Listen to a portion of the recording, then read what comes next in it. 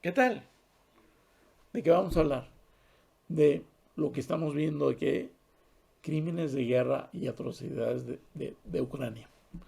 Y realmente, de eso vamos a hablar ahorita en una iniciativa por la inclusión. Yo soy Agustín de Pavía Frías. Estamos reflexionando a ese respecto y estoy usando el ejemplo de Ucrania como por qué es importante derechos humanos y esa visión de derechos humanos. Y por qué las críticas en todos los países de los detalles más mínimos de las violaciones de derechos humanos. Por cierto, agradezco el espacio entre todos y a Dalia Solís en la interpretación de lengua de señas. Empecemos con el tema. Si has visto que Ucrania ya abandonó ciertas ciudades, si el ejército ruso abandonó ciertas ciudades de Ucrania, ya estamos viendo que ha pasado lo que se considera atrocidades o crímenes de guerra. ¿Y qué estamos viendo? Fosas comunes, fotografía de ejecuciones, cuerpos por violencia ejecutados, violencia física, golpes en los cuerpos. Técnicamente eso es una atrocidad, técnicamente eso es un crimen de guerra, es una violación de derechos humanos. ¿Qué es la justificación que dice Rusia? Mi ejército no hace violaciones de derechos humanos. Yo nunca fue Ucrania. Y aquí viene un criterio básico y la defensa básica de, a ver, era, estabas ocupando el territorio, era obvio que sí, hasta hay comunicados de hemos tomado la ciudad. El tomar la ciudad, el estar operando ahí, implica que tú asumes una responsabilidad indirecta como autoridad de hecho de ese terreno. Entonces decirle, nunca dije esa instrucción, nunca dije nada de eso. Como dices, bueno, no, tú eres responsable, aunque ocurrió en territorio ucraniano y en principio el gobierno ucraniano debería ser responsable de lo que le ocurrió a sus ciudadanos ucranianos, que es algo ilógico. Por eso el criterio de derecho internacional es de no me importa quién es el que hizo esos hechos. Podía haber sido un ejército paramilitar, podían haber sido ciudadanos. Tú tenías el control operativo y deberías garantizar la seguridad de los ciudadanos. Y los hechos que estamos viendo y las imágenes que estamos viendo normalmente se ven en otras partes del país. ¿Y qué pasa cuando esas imágenes y esos hechos se conocen a nivel internacional? Aunque sea un solo caso. La ONU, los organismos internacionales y organizaciones alzan la mano. Las violaciones graves, los delitos de la lesa humanidad y los delitos de guerra, los crímenes de guerra, y hasta ahorita cómo se describen las personas que han muerto en estas circunstancias, estamos hablando de 100, 200, hasta 300 personas hablando de fosas comunes. Ojo, Ucrania sí tuvo que utilizar fosas comunes por la situación de bombarderos y es decir, no tenemos espacio para las personas civiles que están muriendo. Necesitamos recurrir por medidas de seguridad a una fosa común y lo expresaron públicamente a los medios de comunicación. Hablabas con la gente, es de, me estoy arriesgando la vida por la dignidad de enterrar a alguien, un compatriota ucraniano, en una fosa. Y también los ucranianos decían, ¿y qué hago con los colegas rusos que combatieron? Sí pueden ser el enemigo, pero siguen siendo humanos, siguen teniendo dignidad. ¿Qué hago con sus cuerpos? Lo, los ucranianos decían, también les tengo que dar un trato adecuado, identificarlos como miembros rusos y ponerlos con sus compatriotas y en algún momento entregarlos a Rusia y tratarlos con la dignidad de vida que se merecen por ser humanos. Y eso lo dice Ucrania, es de, no los voy a dejar en la calle como animales. Y se reconoce y tal. Ahora, del otro lado, tenemos hay ciudadanos en la calle y hay personas, ciudadanos que están ahí, son civiles. No hay justificación por un operativo militar.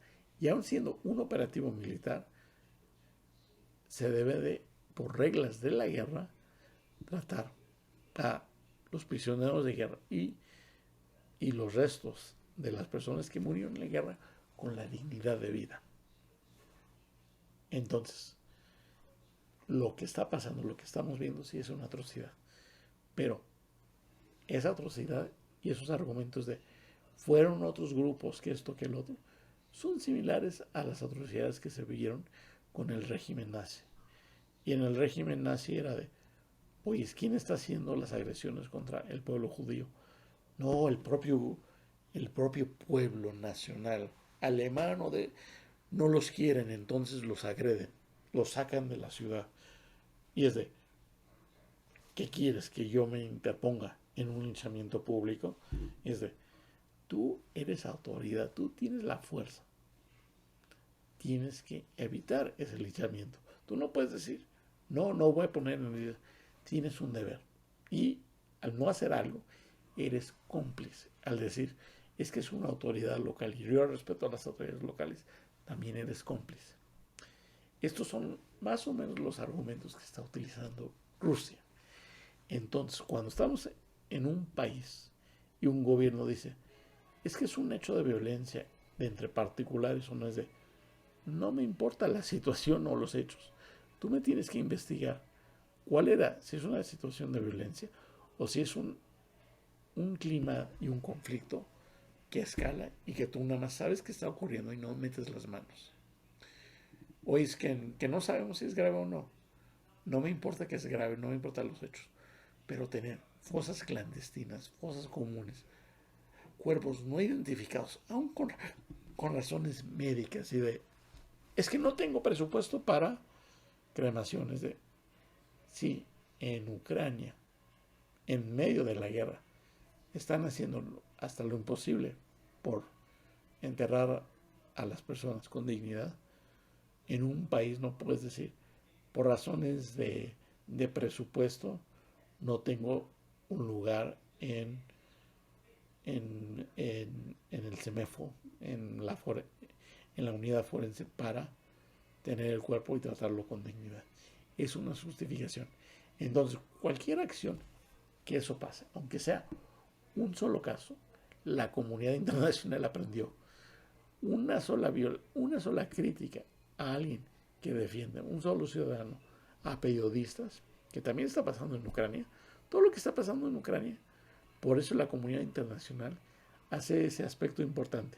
Con un solo caso, hago cuidado, alerta.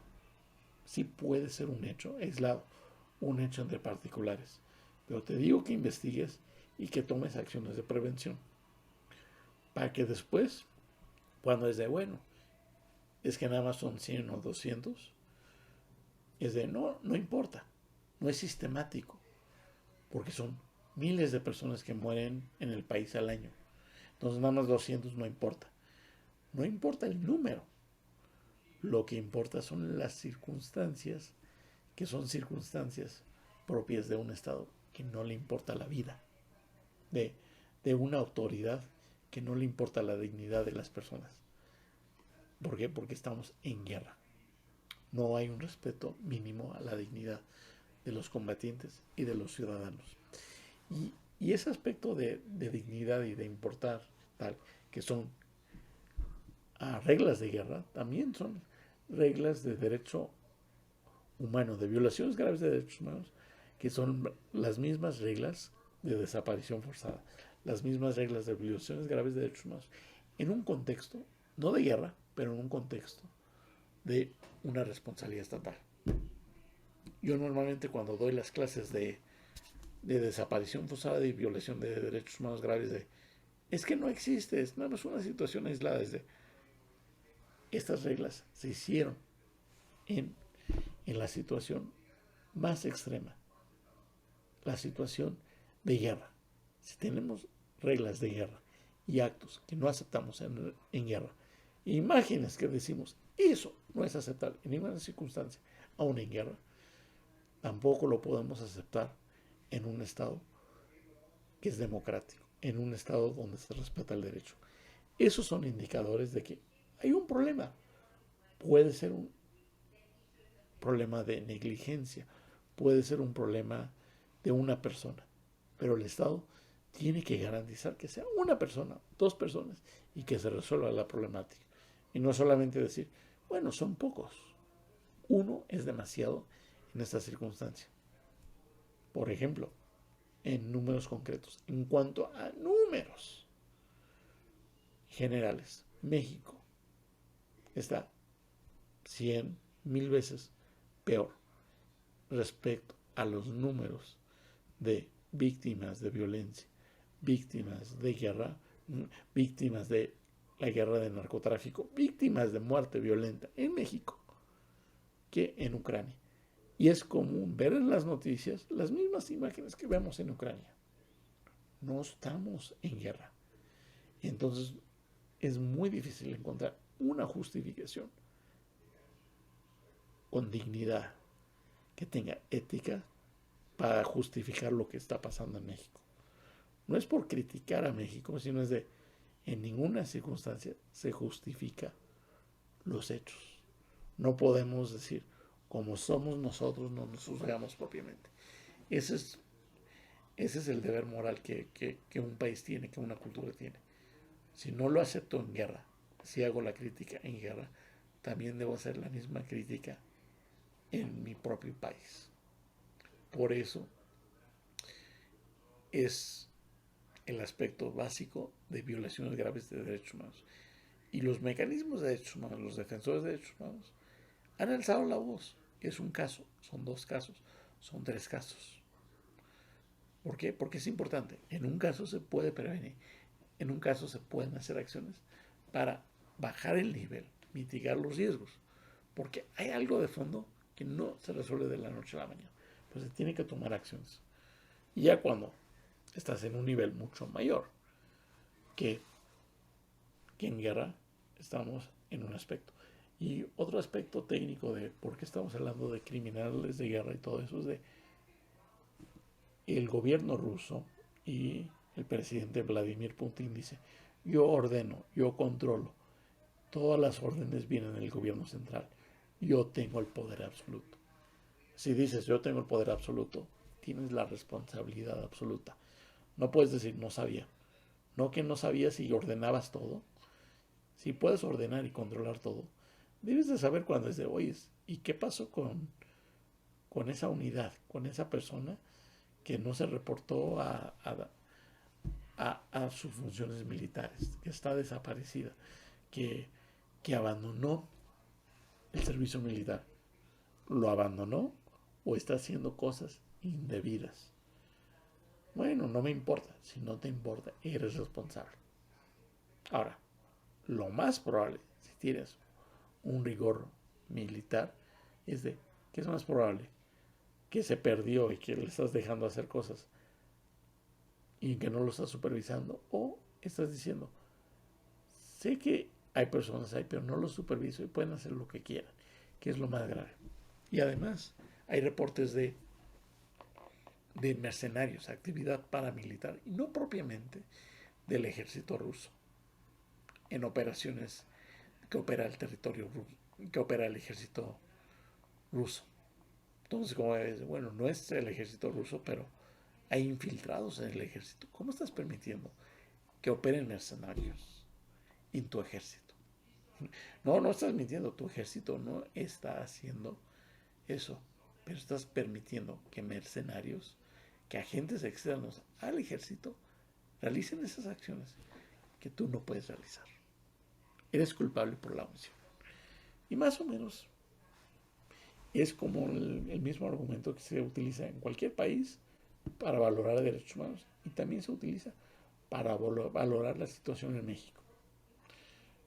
Normalmente utilizo el ejemplo de el estándar de violación de derechos humanos, de violaciones graves, lo hizo el régimen nazi. Cuando es de una sola más, es nunca más. Y por estos videos, busquen los videos de, de ejecuciones extrajudiciales, de ejecuciones a ciudadanos, de uso indiscriminado de armamento militar en la guerra mundial. Y van a ver esas imágenes. Esas imágenes son crímenes de guerra. Esas imágenes son las que se repiten en Ucrania.